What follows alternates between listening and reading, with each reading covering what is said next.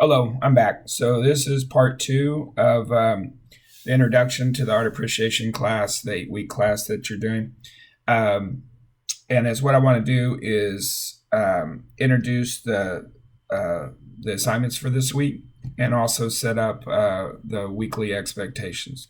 So there's a couple things that I have for you over in the lessons tab. So if you go to the Blackboard, click on your class, on the left column is a tab that says lessons. And if you click on there, that's where you'll find all the assignments for the course. Also, you'll find links and assignments listed out in the announcements, which I'll do each week. There's important things that I list in the announcements, so be sure and go through all those and make sure you're up to date with those. And I will send out 2 or 3 announcements a week usually. So 4 things that you are assigned for this week. The first one I have on there is I want you to look at a video that is an excellent example of disruptive innovation. And so, as I mentioned in the introduction, this class is based around the idea of STEM to STEAM. And as what we focus on is that spot between imagining, well, first you assess an issue, whether you're trying to create a formula, you're trying to bake a cake, you're trying anything that you're doing, you assess, okay, what do I want to accomplish? Let's stay with the cake scenario. Let's say I want to bake a cake. How tall do I want to bake? How big? What size pan am I going to need? What type of icing do I want? So you have to imagine, and actually even before that, who's it for?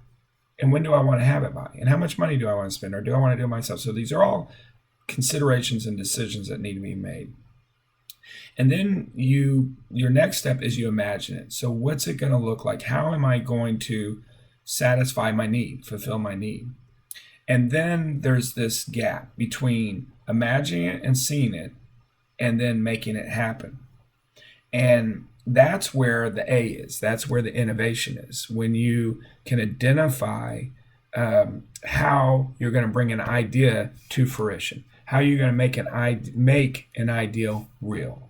And that's where the arts and that's where innovation is. Now, if you're still listening to me and you're following along with this, think of a painter that's standing in front of a blank canvas. And they're like, I want to paint a field with flowers and a tree and a cow standing in. Okay, great. So they know what they want to do. They know where they're going to do this. They're going to do it on the canvas. And then there's this creative process where from their imagination, they take paint and a brush and whatever medium they're going to use, and they create something so that when we look at it, we see a field with flowers, a tree, and a cow. And it's between the artist standing in front of the canvas and the completed canvas that is the A, that is the innovation, and that's what we're talking about. And so, but one thing that happens, and this is fascinating to me, and I'm sure it'll be exciting to you as well, is in any industry, when there's innovation, when there's new ideas, people have a problem with it. It bothers them. It challenges the way they think. It challenges the way they do things. Sometimes new innovation, new ideas literally get rid of other industries. Has anybody used a payphone lately? You don't see them on the corners like you used to every day. And that it even goes with the arts, because what's fascinating with the fine arts is you have different art periods, and what distinguishes those art periods is that it's the art period is reflecting a new way of thinking about the world. That's what an art period is, and the artists simply show you what that looks like. All right, so artists see it all the time. Musicians, painters, where they'll create something new, and someone looks at it like, "What is that? That's crap. That doesn't make any sense at all. That's not art. That doesn't." As a matter of fact, every art period is pretty much like that.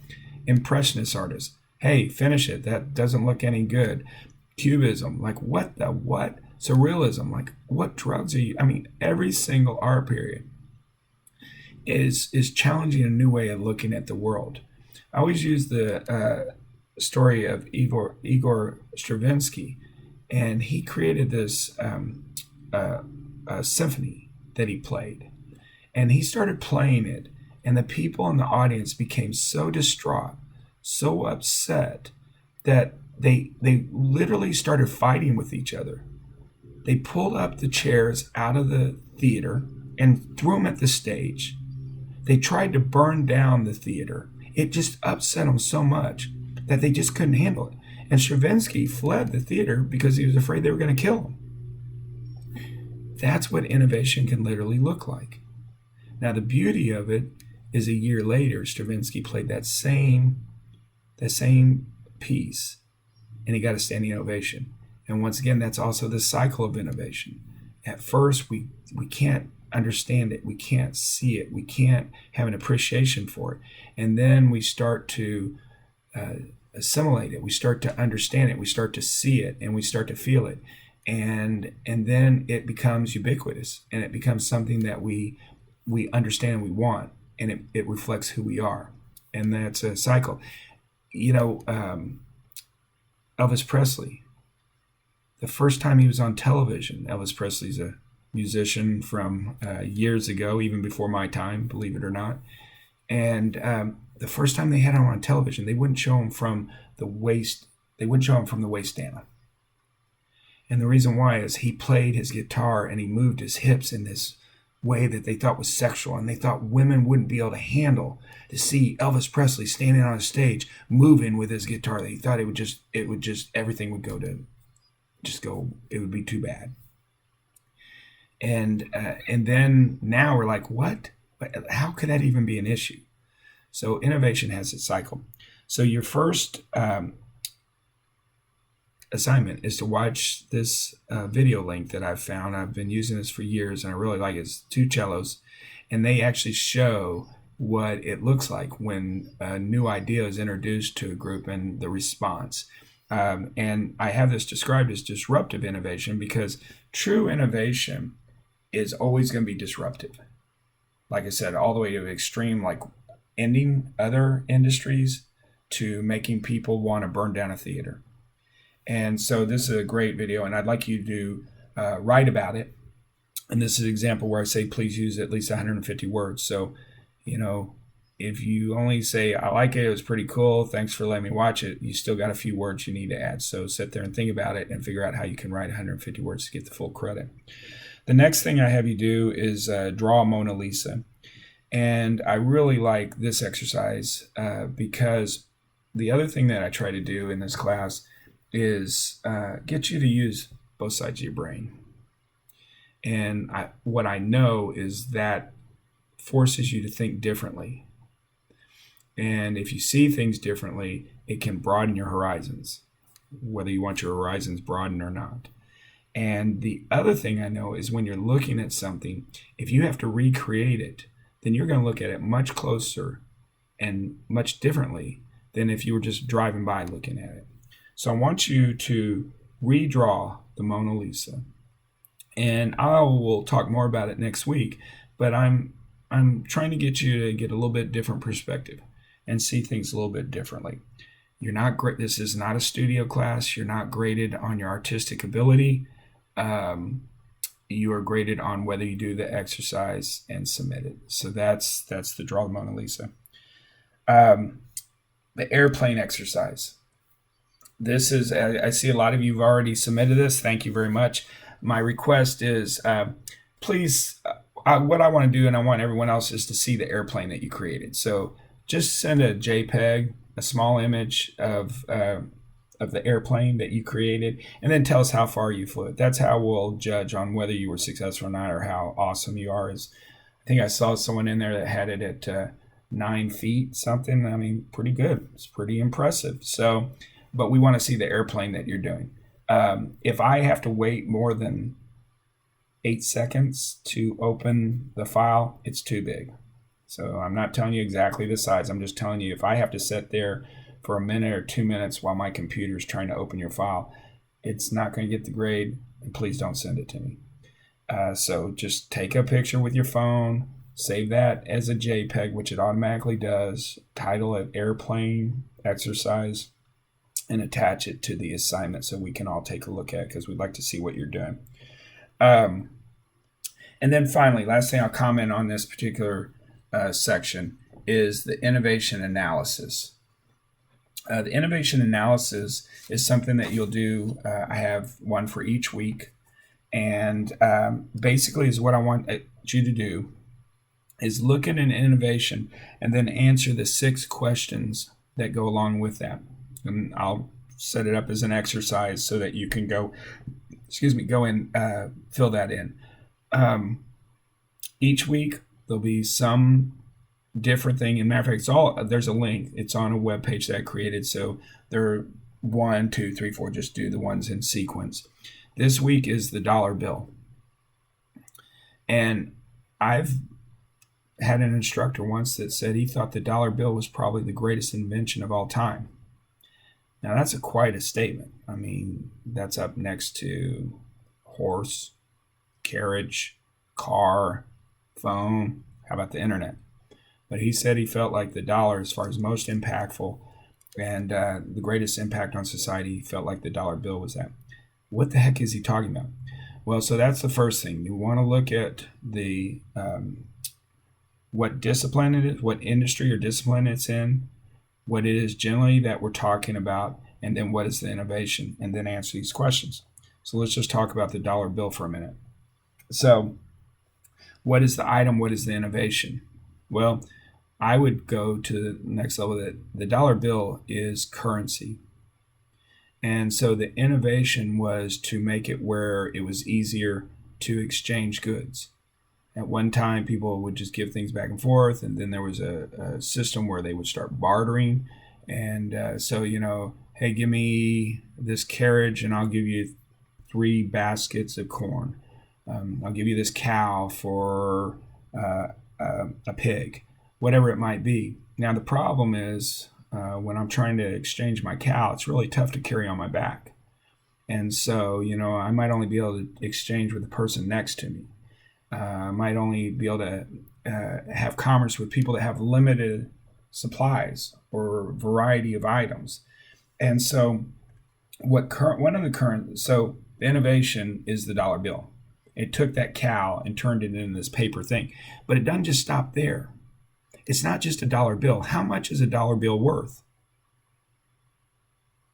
Is it worth the paper that it's printed on? As I'm sure you've heard your parents say that statement. No, it's just paper. It's not worth anything. Then why do you get 100 pennies? Why do you get anything of value when I hand you this piece of paper?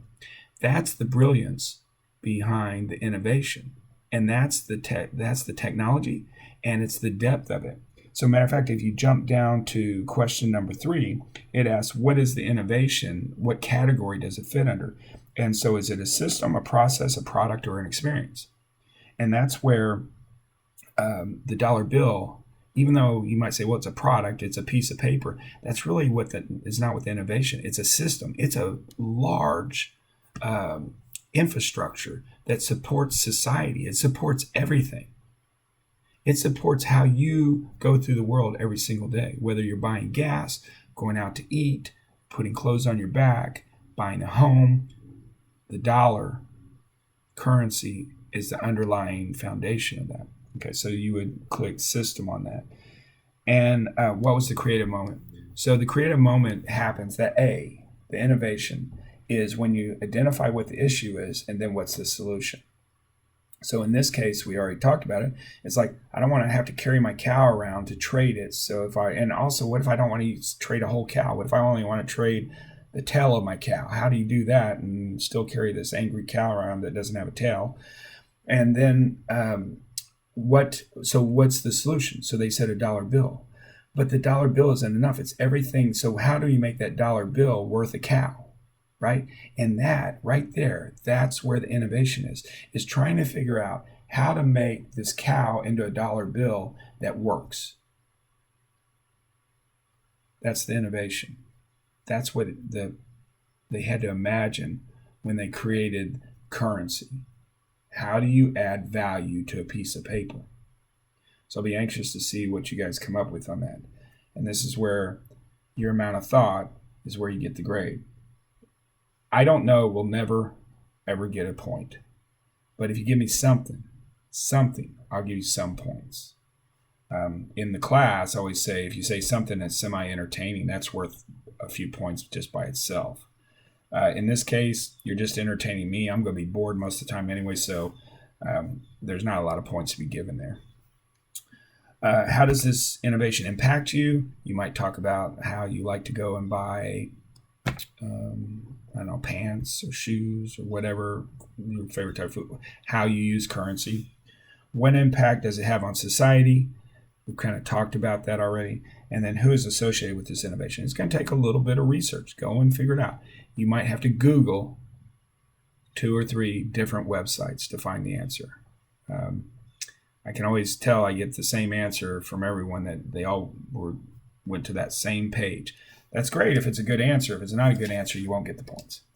All right, so that's, and each week you'll have an innovation analysis. So that's what you'll be doing. If you have any other questions, I went way too long on this video. I apologize. If you have any other questions, be sure and email them to me, and I will keep the video lectures and connection going throughout this course. So look for more as the days go on. So you guys be safe out there, be healthy, and I'll see you online.